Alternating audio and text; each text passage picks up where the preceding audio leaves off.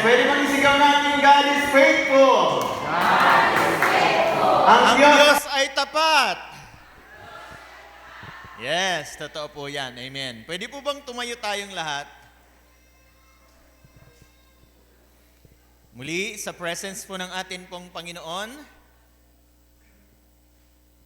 basahin po natin ang ating scriptures na matatagpuan po sa aklat po ng Genesis chapter 3, ay chapter 30, verse 43, hanggang chapter 31, verses 1 to 9. Ganito po ang nasusulat sa Genesis 30, verse 43. Kaya't lalong yumaman si Jacob, lumaki ang kanyang kawan, at dumami ang kanyang alipin at mga kamelyo at asno. Genesis 31, verse 1 and 2. Nabalitaan ni Jacob na laging sinasabi ng kanyang mga bayaw na kinamkam na niyang lahat ang ari-arian ng kanilang ama at galing dito ang lahat niyang kayamanan. Napo na rin niyang nagbago na ang pakikitungo sa kanya ni Laban. 3 and 4. Kaya sinabi sa kanya ni Yahweh, magbalik ka na sa lupain ng iyong mga magulang at mga kamag-anak at sasamahan kita.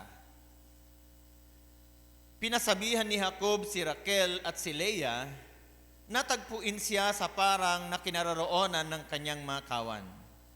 Sinabi niya sa kanila, napansin kong iba na ang pagtingin sa akin ng iyong ama, hindi na tulad ng dati.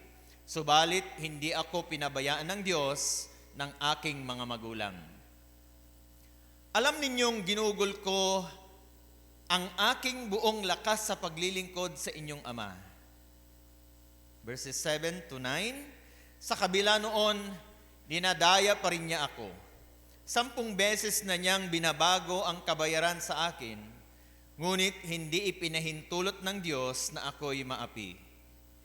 Kapag sinabi ni Laban ng ibabayad sa akin ay ang batik-batik, ang buong kawan ay nanganganak ng ganoon. And verse 9, ang Diyos ang may kaloob na mapa sa akin ang kawan ng inyong ama. Puri ng Diyos sa pagkabasa po ng kanyang banal at makapangyarihang salita. Manalangin tayo. Makapangyarihang Diyos, tapat noon, ngayon pa man at magpakailanman, dumudulog po kami sa inyo. Lord, salamat po sa mga talatang aming nabasa na amin pong mapagbulay-bulayan ngayong umaga. Dalangin po namin, Panginoon, na patuloy kayong mangusap sa amin patungkol po sa iyong dakilang katapatan. At aming Diyos, ang inyo pong lingkod na gagamitin ngayon, basbasan niyo po at maipahayag po niya ng maayos ang inyo pong mensahe ngayong umaga na ito. At ganun din po ang bawat mga tagapakinig. Ito man po ay nandito sa church o nasa online, dalangin po namin, Panginoon, na bigyan niyo po ang bawat isa ng sapat na pangunawa sa espiritual na mga bagay, bukas na puso, na handang tumanggap ng iyong banal at makapangyarihang salita, spiritual ears na nakakarinig ng inyong pong tinig, at spiritual understanding na nakakaunawa sa mga ito. Lord, ang kabuuan ng pagbabahagi at pakikinig ng iyong banal na salita, sa iyo namin pinagkakatiwala, sa ngalan po ng aming Panginoong Jesucristo. Amen. And amen. Purihin po ang ating Panginoon. Praise God. Kayo po ay makakaupo na sa presence ni Lord. Pinamagatan ko po yung message ngayon, proven. Amen. Napatunayan. Pwede bang sabihin natin, proven? Ayan. O kaya'y napatunayan. Alam nyo po, kaya ko po pinamagatan ng ganito kasi mula pa po kay Abraham sa Genesis chapter 24, verse 34, ay ganito po ang nasusulat. Ganito ang salaysay niya. Ito pong magsasalaysay dito, ito po yung alipin po ni Abraham. Ano po? Ganito ang salaysay niya. Ako po'y alipin ni Abraham.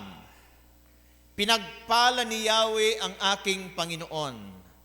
Pinarami ang kanyang mga kawan ng tupa, kambing at baka. Pinagkalooban rin siya ng maraming pilak at ginto, mga aliping babae at lalaki, mga kamelyo at asno. Ito po yung testimony ng isa po sa alipin ni Abraham na sinasabi po niya dito na pinagpala ni Yahweh si Abraham. At ang mga pagpapala po na ito, sinasabi niya na pinarami ang kanyang mga kawan at tupa. Sinong nagparami? Sino nagparami? Siyempre, ang Panginoon sa pamamagitan po ni Abraham.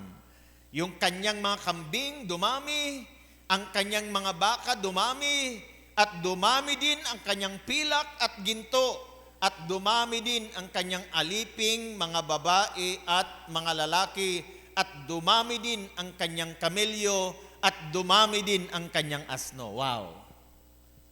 Ito po yung unang lahi.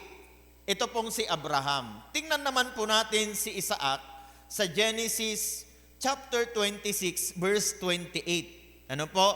Itong pong si Isaac ay anak po ni Abraham.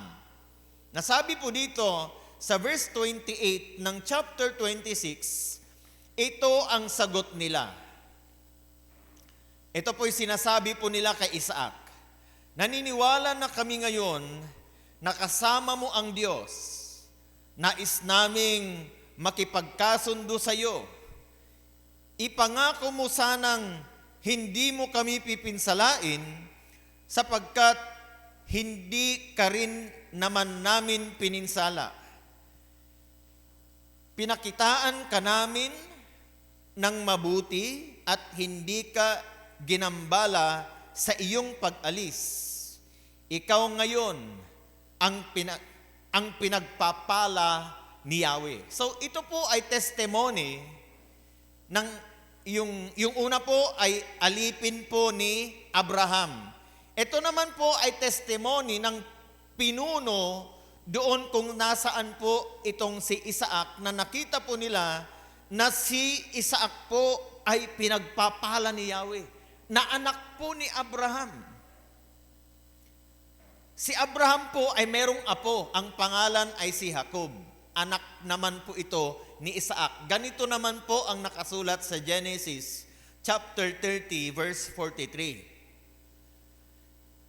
Sabi niya, yung binasa po natin kanina, kaya't lalong yumaman si Jacob, lumaki ang kanyang kawan at dumami ang kanyang alipin at mga kamelyo at asno.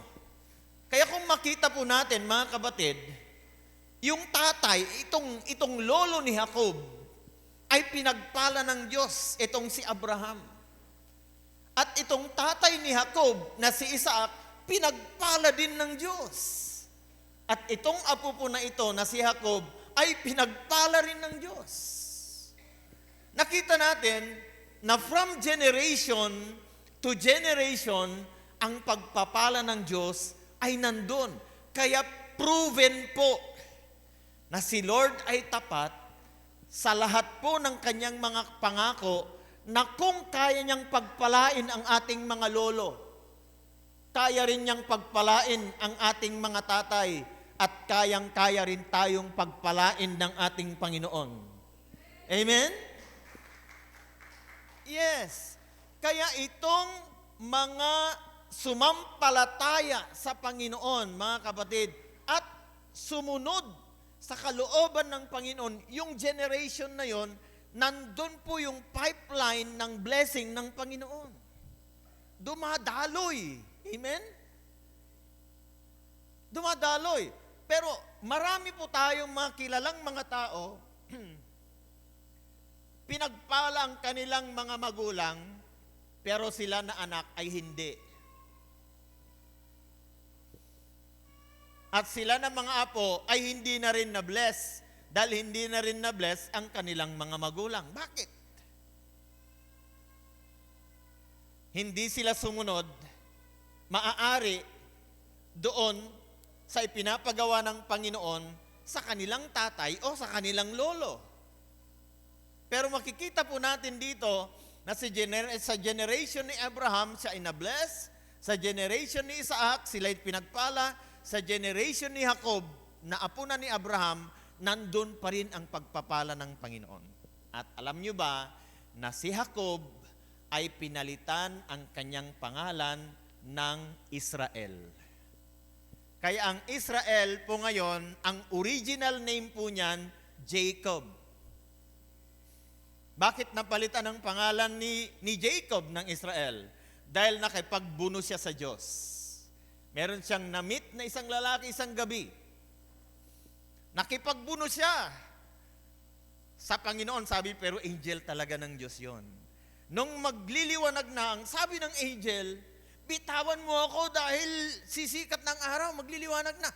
Ang sabi ni Jacob, hindi kita bibitawan hanggat hindi mo ako pinagpapala.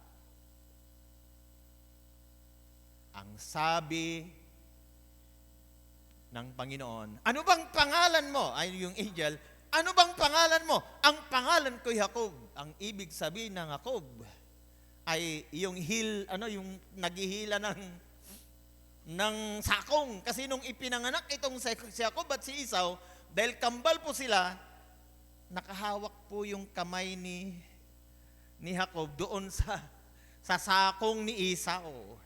Nakakita na ba kayo ng kambal na ganon?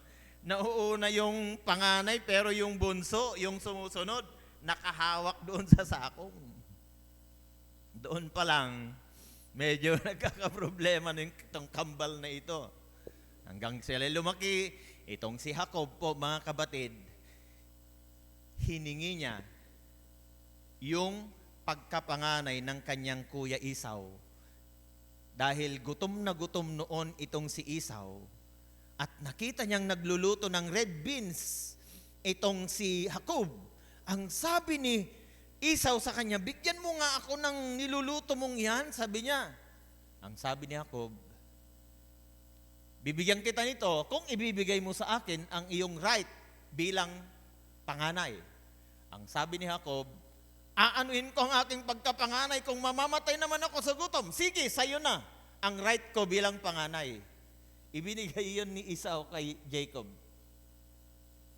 At noong malapit nang mamatay yung kanilang tatay na si Isaac, itong si Jacob, kinuha niya yung blessing na para sana kay Esau.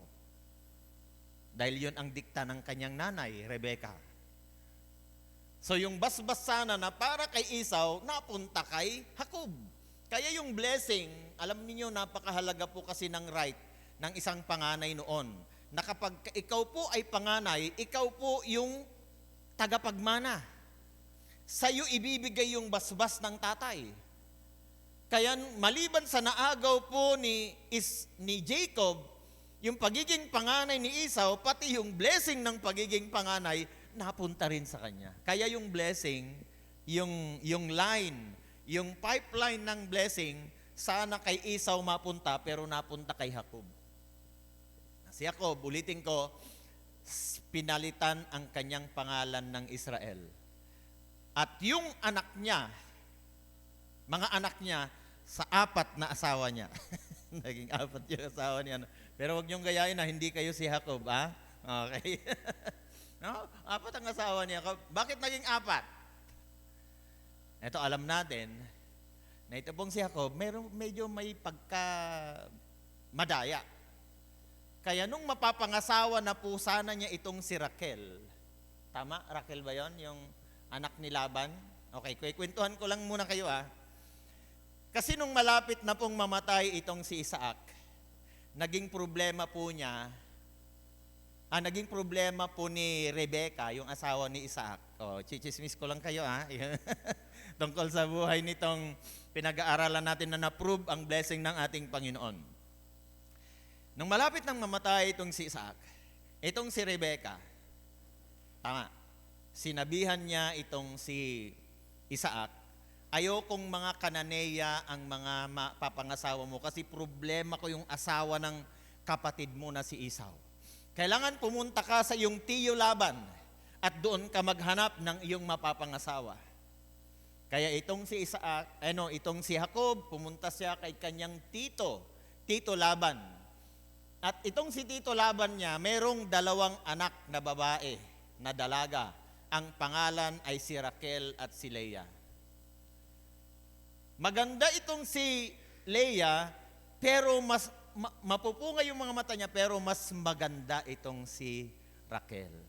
Kaya mas na-in love si Jacob kay Raquel.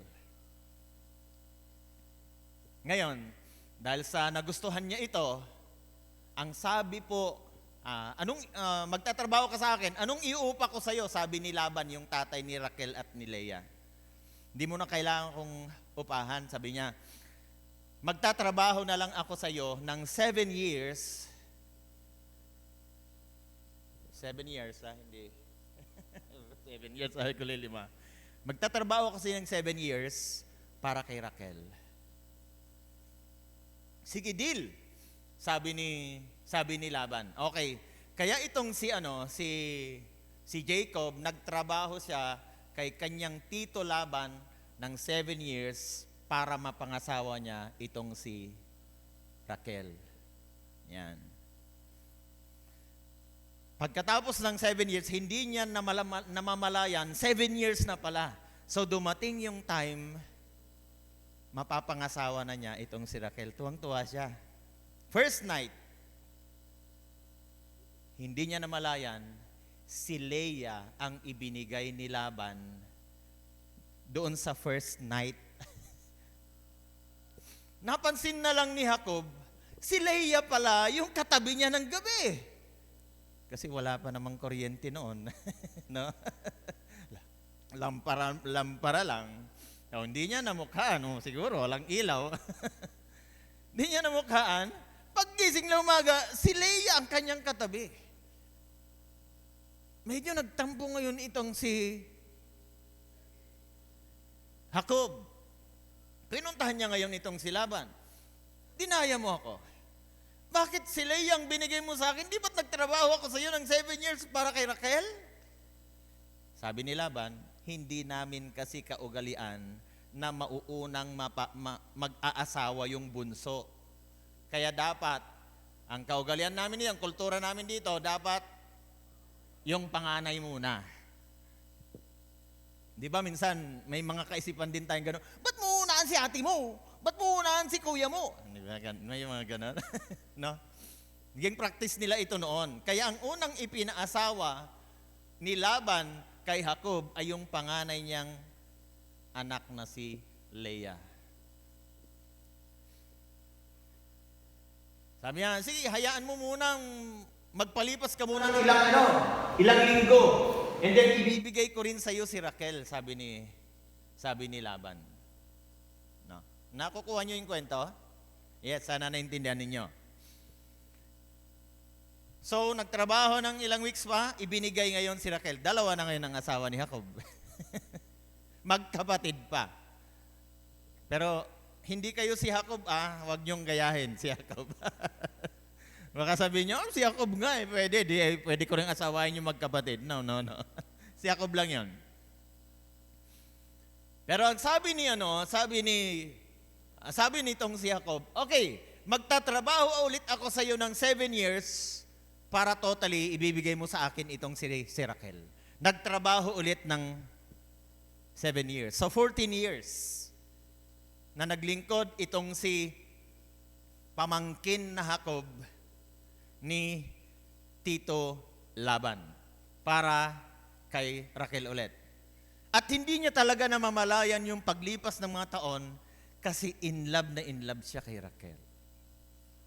Ganyan ang in love, di ba? Parang di mo namamalayan na lumilipas na pala yung oras, madaling araw na kayong nagchat-chatan. Hello? Sinong ganon dito? Hello? Sinong in love dito? Madaling araw na, nagchat-chatan pa rin kayong dalawa. Akala ni mama at ni papa, tulog ka na. Yung pala may kachat ka. Hello? Hi. Ay, walang ganun dito. Wala. So, yun. So, yun nangyari. For 14 years, naging 2 ang asawa po ni Jacob. At nagkaanak itong si Leah, kaanak na nagkaanak. Pero itong si Raquel din makaanak. Kaya ang ginawa nitong si Raquel, ibinigay niya yung kanyang katulong kay Jacob. 3 na ang asawa niya. Kaanak din yung katulong, tagkatapos nainggit din itong si Leah dahil hindi na makaanak, ibinigay din niya ang kanyang katulong kay Jacob. 4 na ngayon ang asawa ni Jacob. Pero hindi kayo si Jacob, baka, so yan, pwede pala, no? Si Jacob po ito, no? So, totally, lahat po ng anak na lalaki ni Jacob ay 12. Ang bunso nila ay si Benjamin, ang pangalan. Pang-11 yata ay si Joseph, na naging governor ng Egypt. No, isa yon sa mga anak po ni Jacob. Anak niya ito kay Raquel. Kay Raquel. So, yun ang kwento. No? Yun ang chika ko sa inyo, Marites, tungkol kay Jacob. No? So, bakit ko sinasabi ito, mga kapatid?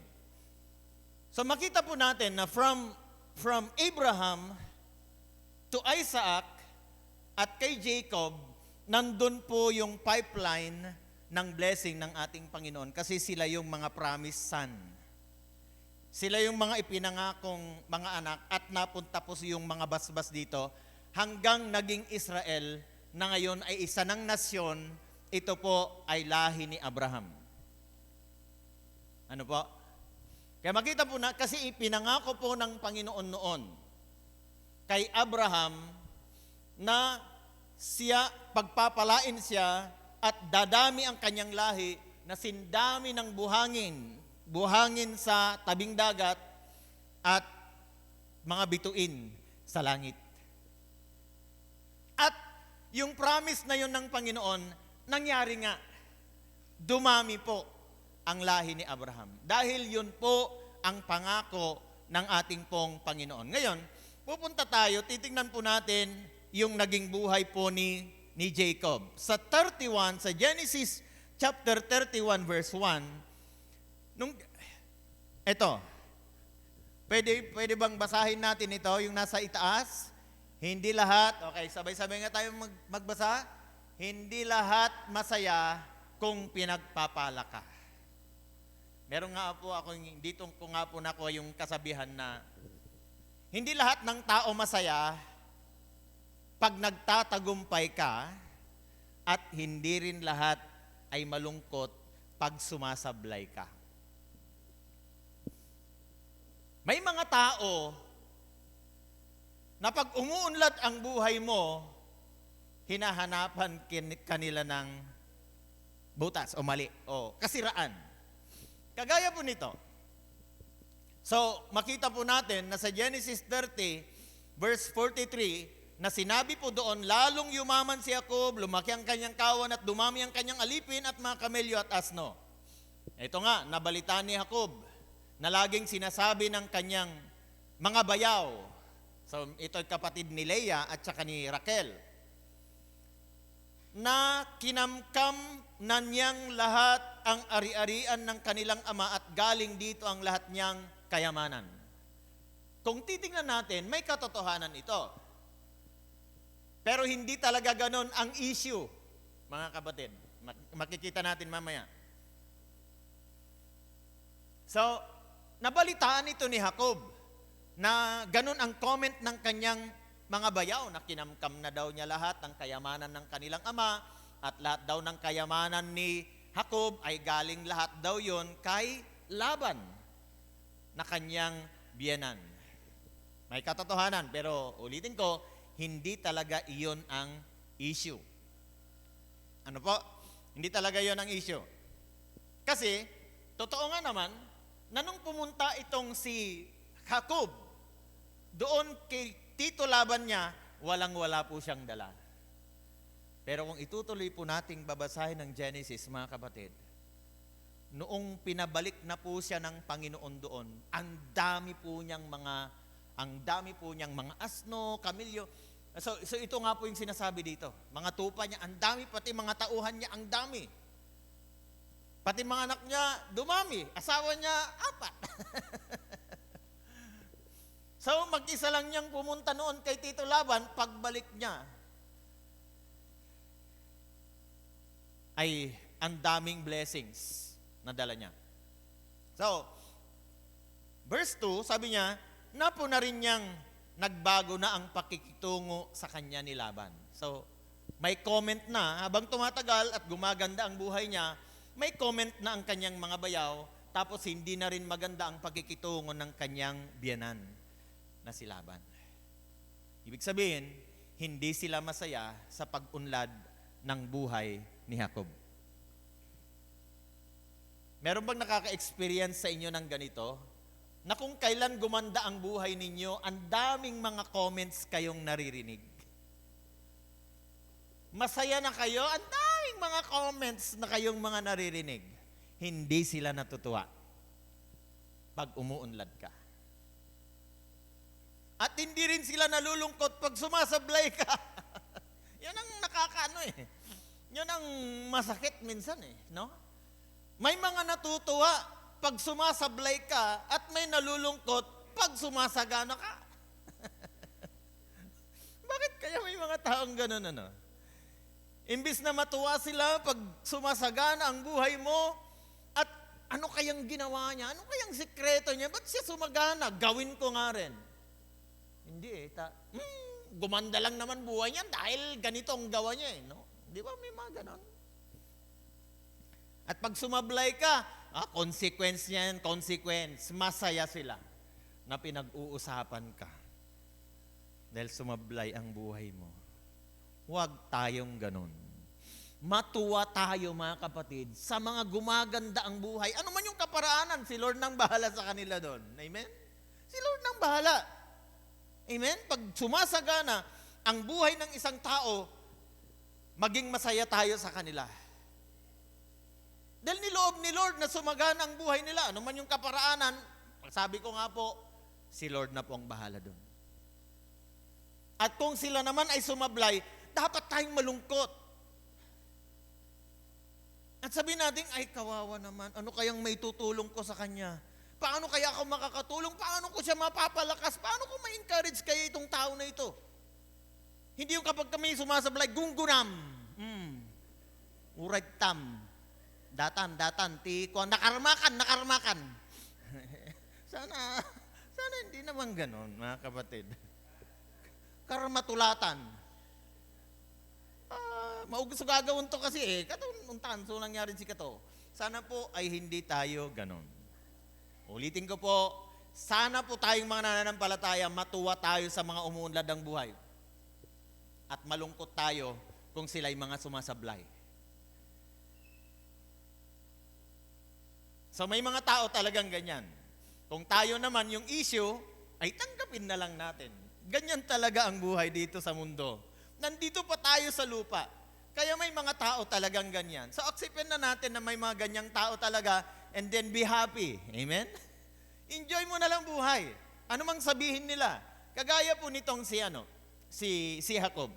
Kaya sa kanya pong napuna na yon, ang sabi po ng verse 3, nung nakita ni Jacob na ganito po yung nangyayari at ginagawa ng kanyang mga bayaw at ang kanyang biyanan, ito po ang sinabi ng Panginoon sa kanya sa verse 3. Kaya sabi ko po dito, sasamahan kaniya saan ka man niya pinapapunta. Next slide.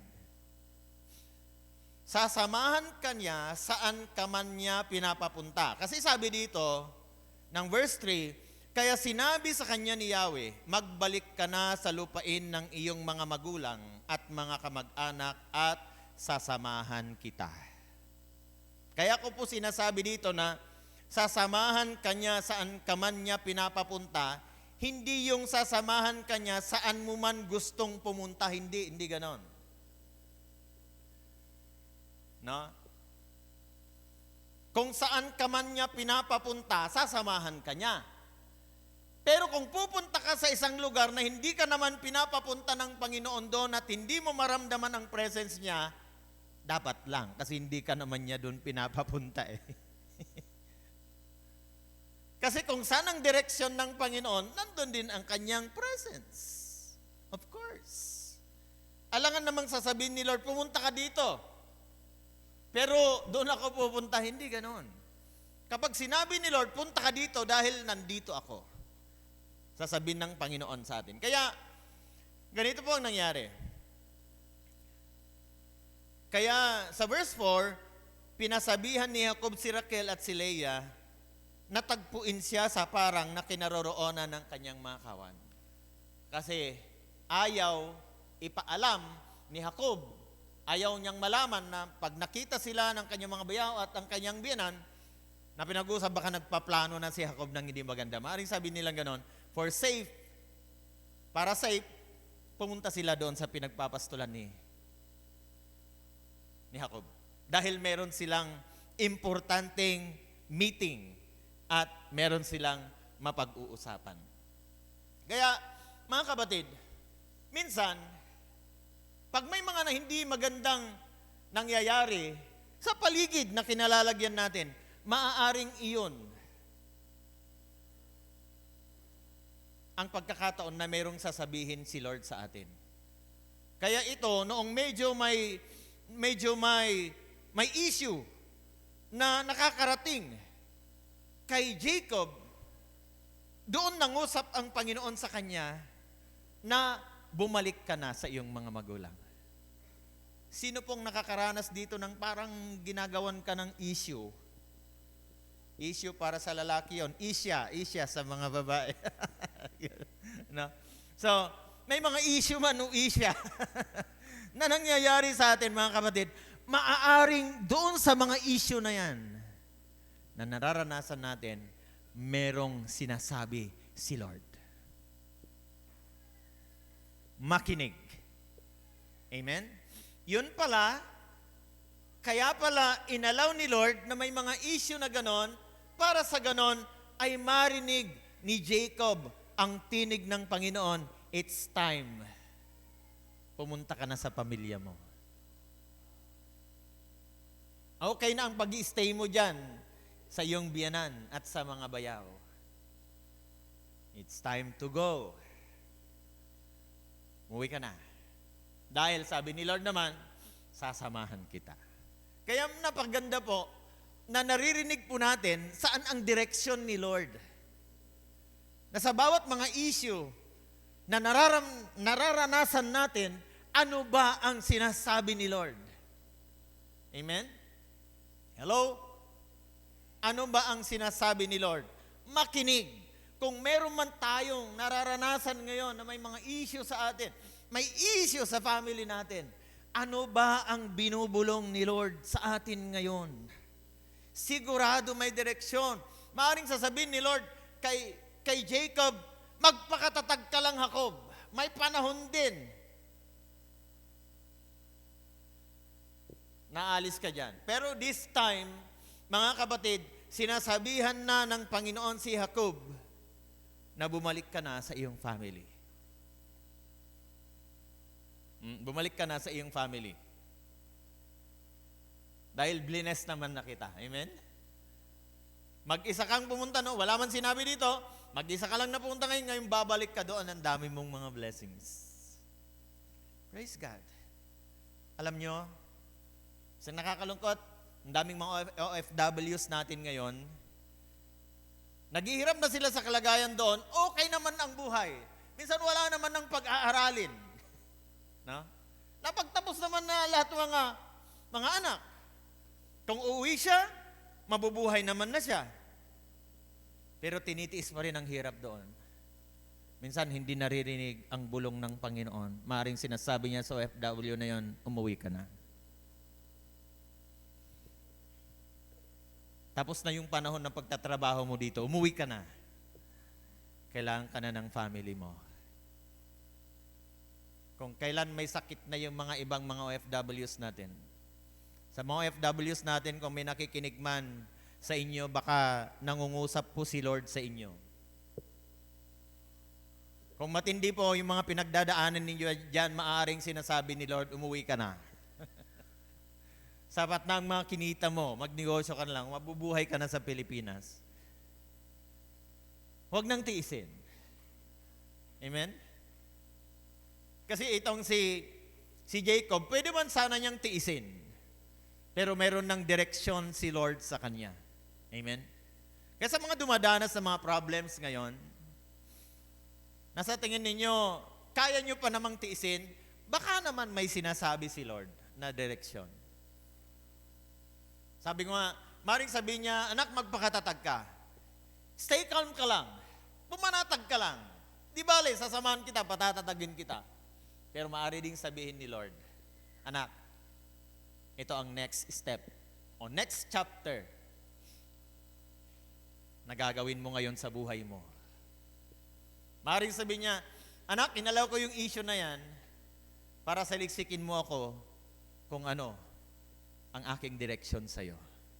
Baka naman may binubulong si Lord sa atin na another chapter o direksyon ng buhay natin. So why not pakinggan natin si Lord? Amen? Makinig tayo. Pag sabing stay calm, stay calm. Pag sinabing, anak, itong next chapter, mag-step ka, step forward ka, may ipapagawa ako sa'yo. Then do it, mga kapatid. Gawin kung anong pinagagawa po sa atin ng ating Panginoon. Kasi, kung ano man ang direksyon sa atin ng Panginoon, tandaan po natin, sasamahan naman po niya tayo kung saan niya tayo pinapapunta dahil sabi naman niya dito, sasamahan kita. Amen? Pero kung gusto lang natin, itong nangyayari sa akin, alis na ako, pupunta na ako. Kung walang sinasabi si Lord na umalis ka at pumunta ka sa lugar na ito, don't go. Mag-stay ka lang. Hintayin kung kailan ang direksyon ng Panginoon. Amen? So, hindi dahil sa may issue, aalis na. No. Pag walang sinasabi si Lord, huwag pupunta sa isang lugar. Kasi baka hindi ka niya sasamahan, mas lalo tayong mapapahamak. Kung may direksyon, si Lord, kung may leading, then go. So, hindi rin tayo pababayaan ng Panginoon. Ang sabi ng verse 5, Genesis 31 verse 5, sinabi niya sa kanila, napansin kong iba na ang pagtingin sa akin ng iyong ama. Hindi na tulad ng dati. Subalit, hindi ako pinabayaan ng Diyos ng aking mga magulang. Pansinin ninyo, itong si Jacob, na nung napansin niya na nag-iba ang pagtingin ni Laban sa kanya at hindi na tulad ng dati ang kanyang pakikitungo, ang tinignan niya, mga kapatid, hindi siya pinabayaan ng Diyos. Amen? Alam niyo, mga kapatid, ito ang gusto kong maitanim sa isip natin. Magbago man ang ibang tao sa pakikitungo sa atin, pero ang Diyos hindi magbabago ang kanyang pakikitungo sa iyo. Kasi dito, itong si Laban, nagbago ang pakikitungo niya kay Jacob. Pero ang pakikitungo ng Diyos kay Jacob, ganun pa rin. Amen? Na kung paano pinakitunguhan ng Diyos si Abraham, kung paano pinakitunguhan ng Diyos si Isaac, ganun din ang pakikitungo niya kay Jacob. Magbago man ang ibang tao. Dati love na love ka. Dati very caring siya. Dati lagi kang kinakamusta. Dati kapag umuwi siya, lagi kang may pasalubong. Kahit gabing-gabi na nagre-reply siya sa'yo, pero ngayon hindi na. Magbago man sila. Pero ang Diyos kailanman ay hindi magbabago ang kanyang pagtingin sa iyo.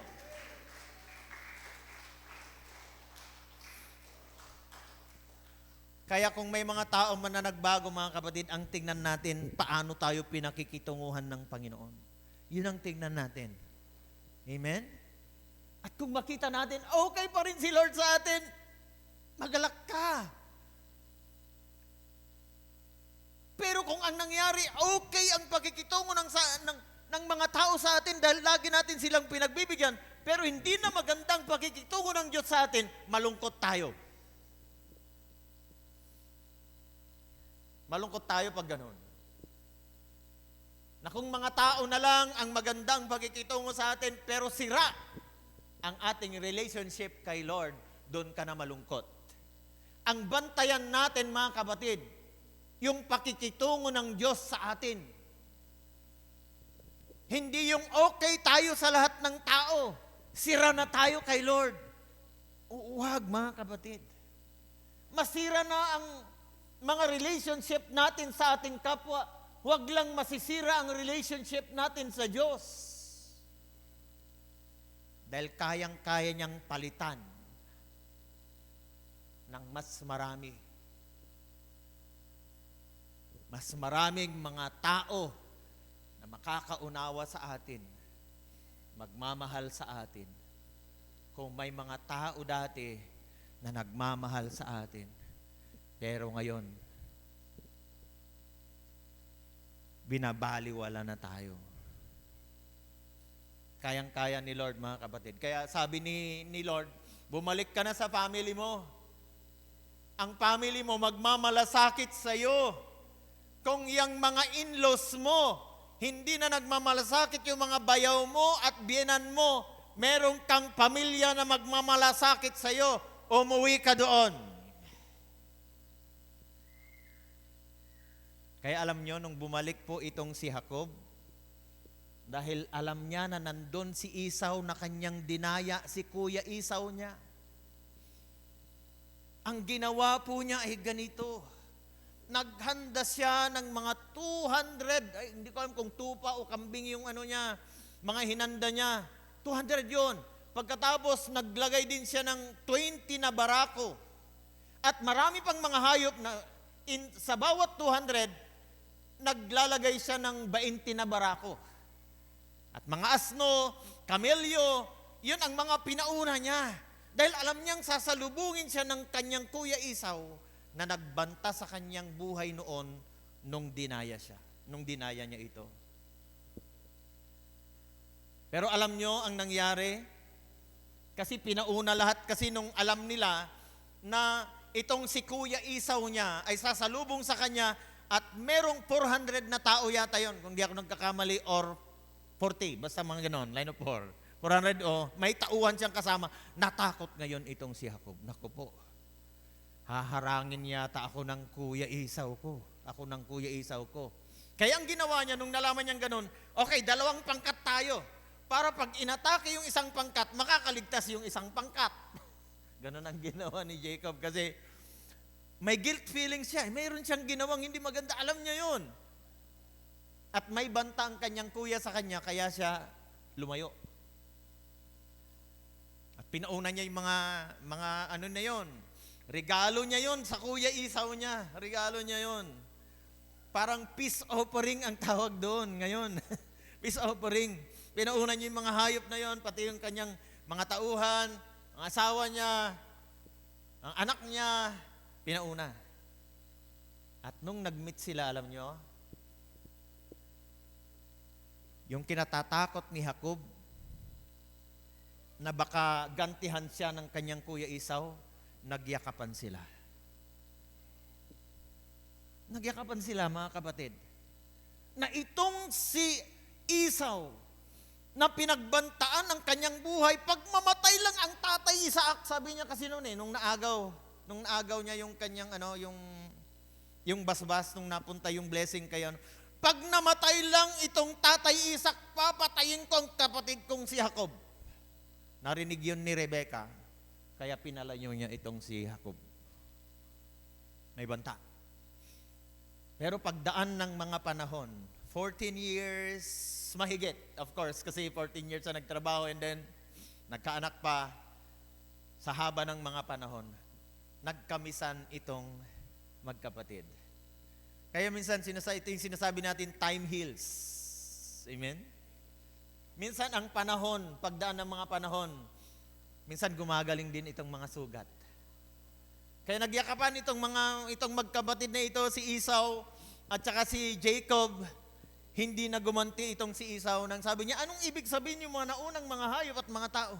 Yun ay regalo ko sa iyo, sabi ni Jacob. Ay, wag na, sabi niya. Sapat naman kung ano ang meron sa akin. Hindi, kuya, sabi ni Jacob. Regalo ko talaga sa iyo yun. Kung talagang pinatawad mo ako, kuya, tanggapin mo ang lahat ng regalo kong yon. Sige, sabi ni Kuya Isaw niya, tinanggap niya bilang tanda na siya ay nagpatawad na kay Jacob. Kasi si Isaw, dahil sa hindi siya nagtanim ng galit kay Jacob, blines din siya ni Lord. Yun po ang maganda doon. Kasi ang sabi po kay Isaw, pag mapagtatagumpayan mo ang galit mo kay Isaw, kay Jacob, ibibless ka rin. Kaya nung hindi po siya nagtanim ng sama ng loob kay Jacob, itong si Isaw, blines din siya ng Panginoon. Kasi minsan, ang sama ng loob, nakakahadlang po sa mga blessings ng Panginoon. Iwasan nating magtanim ng sama ng loob. Kasi sigurado, pag ang itinanim mo ay sama ng loob, anong aanihin mo? Sama ng loob din, kasi yun ang tinanim mo. Di ba? Ganun din ang bunga. Alangan, nagtanim ka ng sama ng loob ay masamang loob mabuting loob ang aanihin mo. Although minsan may mga ganon. Ang ganda ng ginawa mo, pero masamang ginawa sa inyo. Pero mas marami, mga kabatid, ang mga nakakaranas yung magagandang tinanim, maganda rin ang kanyang aanihin. At kung hindi man yung tao mismo na ginawan mo ng mabuti, ang gagawa sa iyo ng mabuti, si Lord ang gagawa ng mabuti sa iyo. Amen. Opo, totoo yan, mga kabatid. Kagaya nito, si Jacob, naglingkod ng 14 years. Yung 7 years muna, para kay Raquel. Pero ang ibinigay ni Laban, si Leah. Naging mabuting loob ni Jacob. Pero niloko siya ni Laban. Alam niyo, ang isang nakita ko dito, manloloko rin kasi ito si Jacob. Umani din siya ng panloloko. Kaya kung ayaw nating maloko, huwag din tayo manloloko. Ganun lang yun. Kaya umani rin siya Pero blines pa rin siya ni Lord. Amen? Umani man siya nang naloko din siya, pero si Lord, pinagpala din naman siya. Dahil hindi naman lagi na kahit tayo ay mananampalataya, laging maganda ang mangyayari sa atin. Hindi naman lagi, mga kapatid.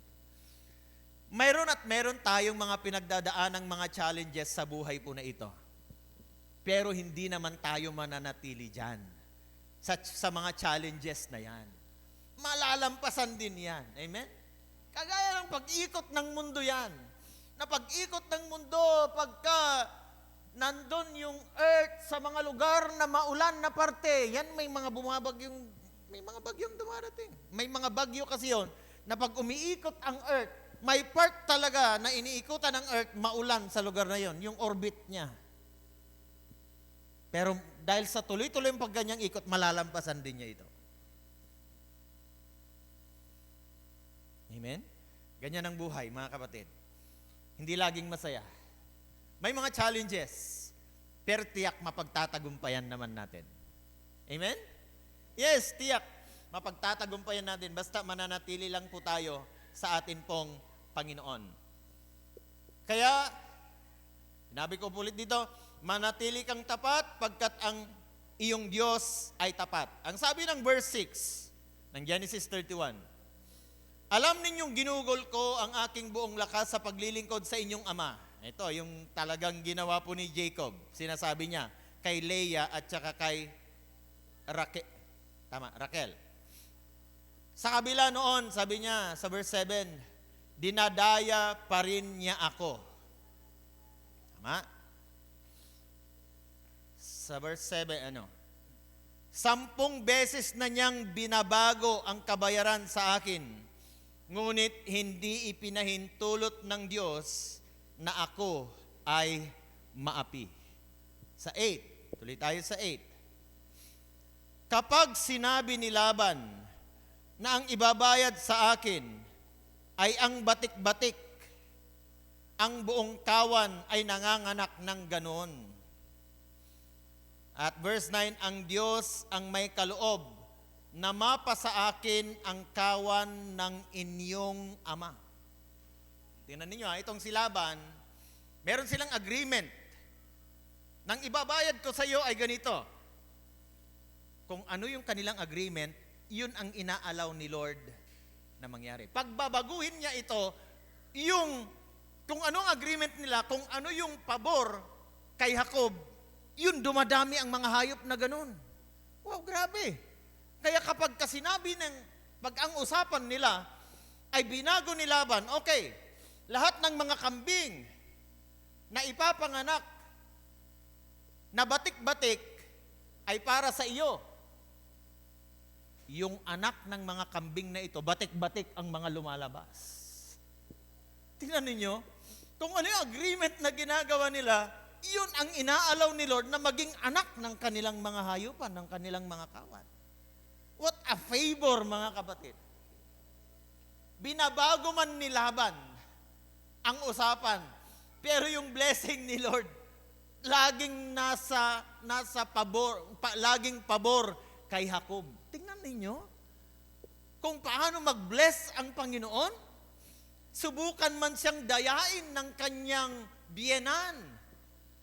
Ang makikinabang dito ang kanya namang mga anak at apo. Pero dinadaya siya ng kanyang biyenan. Pero pansinin ninyo, ang blessing pumupunta pa rin kay Jacob.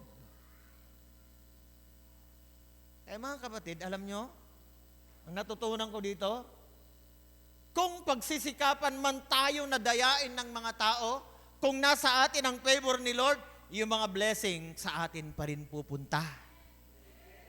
Amen? Kaya nga sabi po nila, lahat ng mga taong dumadating sa mga buhay natin, huwag nating i-blame yung mga tao kung ang dating nila sa atin ay hindi maganda. Kasi sabi po nila, yung mga tao na masasama na dumadating sa buhay natin, ang itinuturo sa atin ay mga experience. May matututunan tayo sa mga taong hindi maganda ang kanilang dating sa atin. Kasi di ba mayroon tayong kasabihan na experience is the best teacher? Naranasan mo na ito, ganito pala itong tao na ito.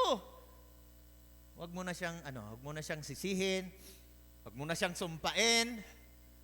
Bagkos magpasalamat ka sa Lord na sasabihin mo, Lord, thank you sa natutunan ko sa taong ito. Buti na lang, Lord, pinadala mo siya sa buhay ko. Pinadala mo siya minsan sa buhay ko. Thank you at natuto ako sa pamamagitan niya. Amen? Meron akong kanta noon, lumang kanta na Tagalog.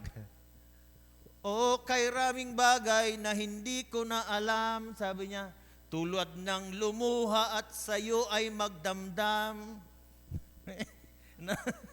Hindi na daw niya alam yung lumuha at magdamdam dahil doon sa tao na yon na minsan ibinigay ng Diyos sa kanyang buhay. Kasi nung una siguro, luha siya ng luha, nagdamdam ng nagdamdam, pero dumating yung time, natuto na siya, nakalimutan na niyang lumuha at nakalimutan na niyang magdamdam dahil natuto siya sa taong ito. Ang ganda ng ngiti ng sister wife ko. Hindi niya yata alam yung kanta na yun. Kay raming bagay ang hindi ko na alam. Tulad ng lumuha at sayo ay magdamdam. Dahil naniwalang labis mo akong mahal, paano na ito?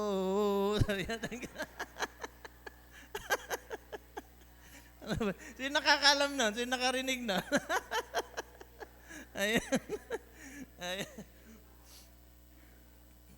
Ayun.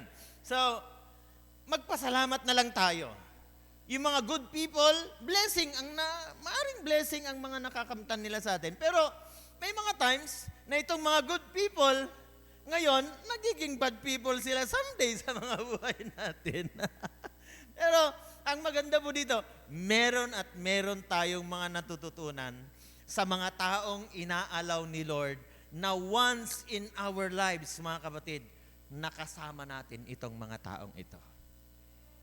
Yes, meron at meron tayong matututunan. Kaya matuto na tayo, amen? Matuto na tayo. Na minsan lang talaga, may pinadadaan si Lord sa mga buhay natin para tayo po ay matuto. At ito nga po ang naranasan ni Jacob sa kanyang biyanan at sa kanyang mga bayaw. Kaya, napaganda po dito. No? Dito nga po sa verse 7, sa kabila noon, dinadaya pa rin niya ako. 10 beses na niyang binabago ang kabayaran sa akin, ngunit hindi ipinahintulot ng Diyos na ako'y maapi. Wow, praise God. Sinisikap man ng ibang tao na apihin ka. Pero si Lord, hindi niya iaalaw na lagi ka nalang inaapi. Amen? May mga times, inaalis ka ng Lord dun sa mga taong umaapi sa'yo. Dahil may mga tao naman na pwedeng magmalasakit sa'yo. Amen? Amen? Hindi ko sinasabi, kung baka inaapi kayo ng asawa nyo, ay maghanap na ako ng iba kasi may magmamalasakit sa... Oh, no, hindi yun ang sinasabi ko, mga kapatid. Pwede ba kung mga kaibigan lang, kayang palitan ni Lord, no? Pero hindi kina-encourage na kung asawa mo yan at inaapi ka, magtsaga ka, yan ang pinili mo eh. Magsama kayo sa hirap at ginhawa. Amen? Yes, amen. Hirap at ginhawa dapat, hindi lang yung ginhawa. Kayo magsasama. Kung may hirap, magsama kayo. Dahil isinumpa nyo noon yan sa harapan ng inyong mga mahal sa buhay, sa presensya ng Panginoon at yung ministro na nagkasal sa inyo, na sa hirap at ginhawa, kayo ay magsasama. Amen. At sa verse 9, mga kapatid, sabi po, ang Diyos ang may kaloob na mapasa akin ang kawan ng inyong ama. Si Lord. Amen? Yes. Si Jacob, mga kapatid, ginawa lang niya ang kanyang tungkulin. Inalagaan niya. Kung anong usapan nila ni Laban, alagaan niya ang mga kawan, aalagaan niya. At sa kanya pong pag-aalaga na ito, yung favor ni Lord, napunta po kay Jacob. At mas naging masagana itong si Jacob kaysa kanyang biyanan. Ang gawa pa ni Jacob dito na minsan may medyo may pagkatusong isip itong si Jacob. Kasi kapag may mga nagmi-mate na sa mga kawan nila, pag matataba yung mga nagmi-mate na mga kawan, ang ginagawa ni Jacob, kumukuha siya ng putol ng kahoy, binabalat-balatan niya ito. Kaya sabi ko, naglilihi din pala yung mga hayop na ito. Na pagka may nagmi-mate na mga kambing man o tupa, kumukuha siya ng sanga ng kahoy, binabalatan niya, tapos inilalagay doon sa harapan ng mga nagmi-mate na mga kawan. Habang sila'y kumakain, ay nakikita nila yung batik-batik na yon na kahoy, parang naglilihi din, nagiging batik-batik din yung mga anak.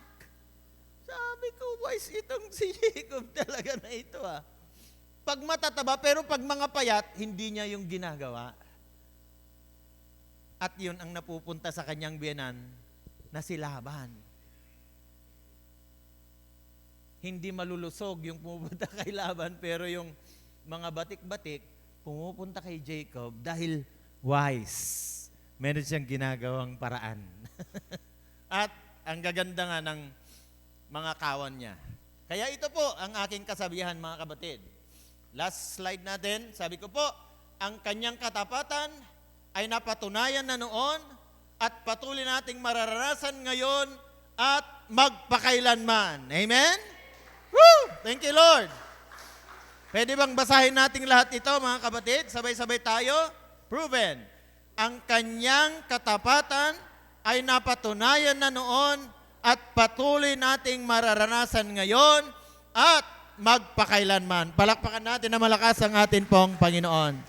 Hallelujah. Thank you, Lord.